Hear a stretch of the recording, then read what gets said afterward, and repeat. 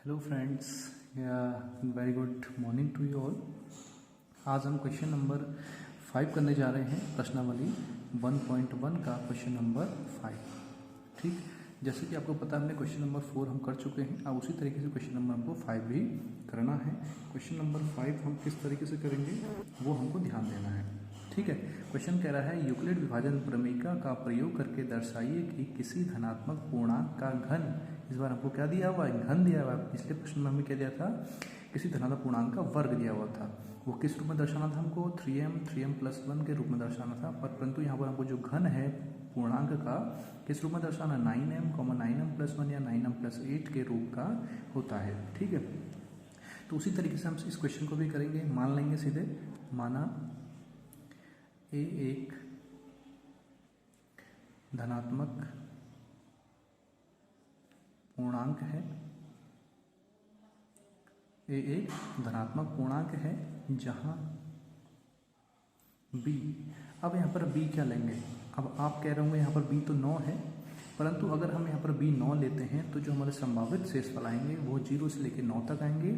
0 1 2 3 4 करके कहाँ तक, सारे 9 तक आने हैं। और उन 9 तक को करने में हमारे पास हमारी जो कैलकुलेशन है वो बहुत लंबी हो जाएगी।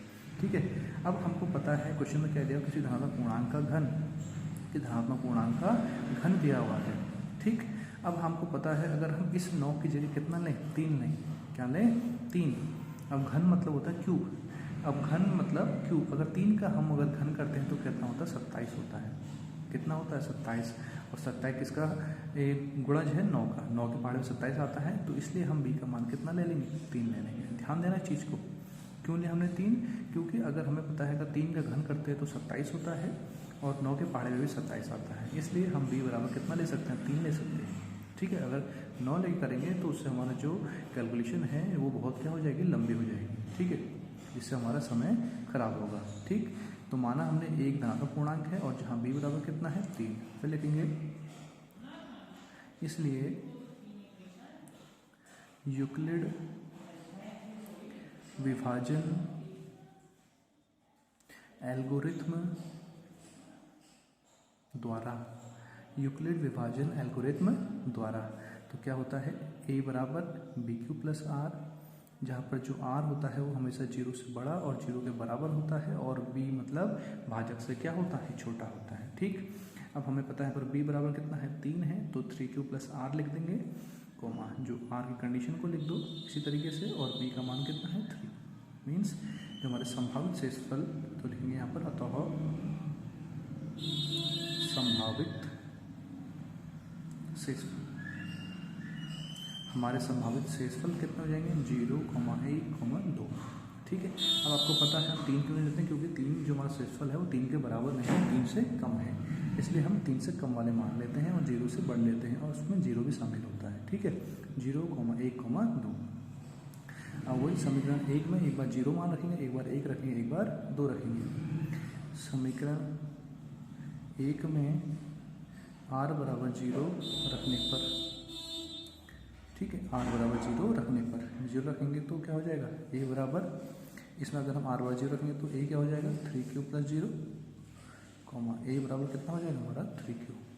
ठीक, उसी प्रकार से r बराबर 1 रखने पर, r बराबर 1 रखने पर अगर हम r बराबर 1 रखें तो a बराबर क्या हो जाएगा, 3q प्लस r की जगह पर कितना रखना है, हमने 1 रखना है, तो 3q+1।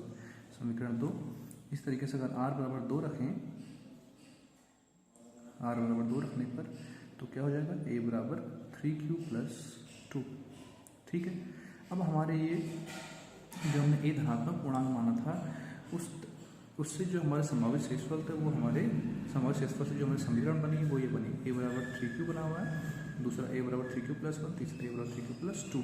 अब कह रहा है क्या, क्वेश्चन क्या कह रहा है कि प्रमेयिका का प्रयोग करके दर्शाए किसी धनात्मक पूर्णांक का जो घन है वो किस रूप में है, किस रूप में होता है, 9m, 9m+1, 9m+। अब हम इन धनात्मक पूर्णांक का क्या कर देंगे, घन कर देंगे। ठीक है, तो सबसे पहले इनको हम समीकरण 2 दे देते हैं नाम, इसको समीकरण 3, इसको समीकरण 4। ठीक है, सबसे पहले समीकरण 2, समीकरण 2 से, समीकरण कहाँ से, समीकरण 2 से। ठीक, समीकरण 2 से समीकरण 2 क्या हमारे पास, a बराबर 3 क्यूब, a बराबर क्या है 3 क्यूब। इसका घन करेंगे तो क्या हो जाएगा, a क्यूब बराबर 9 का घन कितना होता है,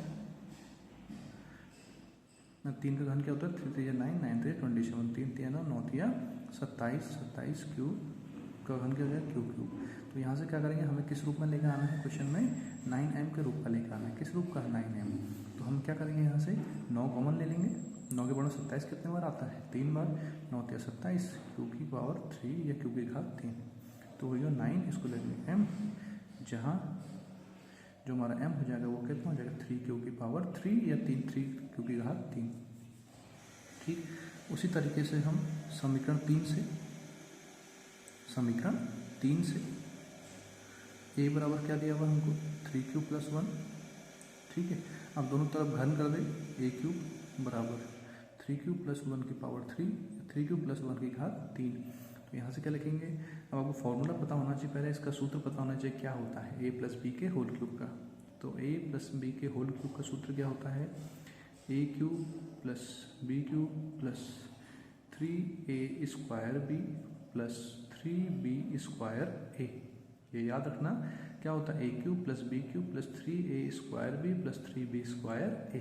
अब इसी सूत्र में हम क्या रख देंगे, मान रख देंगे। सबसे पहले क्या हमारे पास a क्यूब, 3 का क्यूब कितना होता है 27, क्यूब का क्यूब क्यूब हो गया, प्लस उसके बाद क्या है बी क्यूब, बी कितना हमारे पास 1 का क्यूब 1 ही होता है, प्लस 3 गुणा a स्क्वायर मतलब 3 का स्क्वायर कितना हो 9, क्यू का स्क्वायर क्यू स्क्वायर गुणा बी कितना हो गया 1, प्लस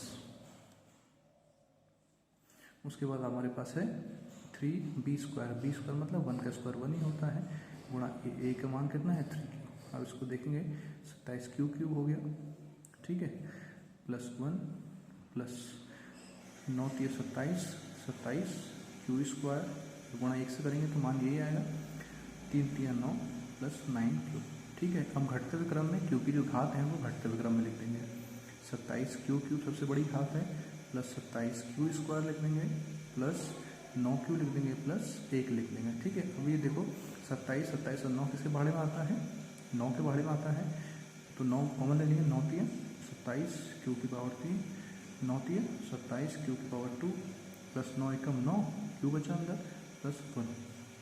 तो इसको लिख देंगे हम, अब क्या लिख देंगे 9, इसकी जगह लिख देंगे हम m, 9m प्लस 1, जहाँ जो हमारा m है वो कितना हो गया 3 क्यू की पावर 3 प्लस 3 क्यू की पावर 2 प्लस 2 क्यू। ठीक है, समझ गए यहाँ तक। उसके बाद समीकरण 4 से a बराबर कितना हो जाएगा, कितना है a बराबर 3 क्यूब प्लस 2 है, तो यहाँ भी सेम इसका घन करेंगे, a क्यूब बराबर 3 क्यूब प्लस 2 की पावर 3। ठीक है, तो यहाँ पर भी सेम सूत्र लगेगा हमारा, कौन सा सूत्र, a प्लस बी का होल क्यूब वाला सूत्र, जैसे मैंने आपको पहले बताया ऊपर।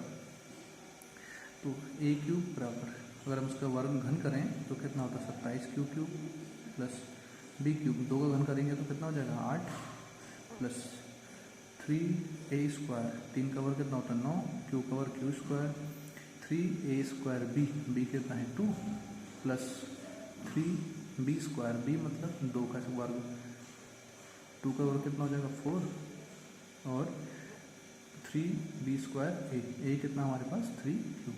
ठीक, अब ये हो गया हमारा 27 क्यू की पावर 3 प्लस 8 प्लस 9 3 27 दूनी कितना हो गया 9 3 27 27 दूनी 54 क्यू स्क्वायर प्लस 3 चौके 12 3 36 क्यू हो गया। ठीक है, अब हम इनको फिर जो क्यू की घात घटते हुए क्रम में लिख देंगे, पहले क्यू की घात 3 वाला लिखेंगे, फिर क्यू की घात 2 वाला लिख देंगे, फिर खाली क्यू वाला लिख देंगे, उसके बाद जो बचा हुआ नंबर है हमारी बची हुई संख्या है। ठीक है, यहाँ से फिर हम 9 कॉमन लेंगे, 9 3 27 होता है हमारा,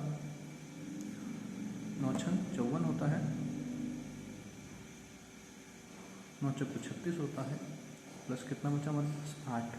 ठीक, तो इसकी जगह हम क्या लिख देंगे पूरा m लिख देंगे। ठीक, 9m प्लस 8, जहाँ जो हमारा m है वो किस रूप में है 3 क्यू की power 3 plus 6 Q square plus 4 Q. तो हम कह सकते हैं धनात्मक पूर्णांक a 9m,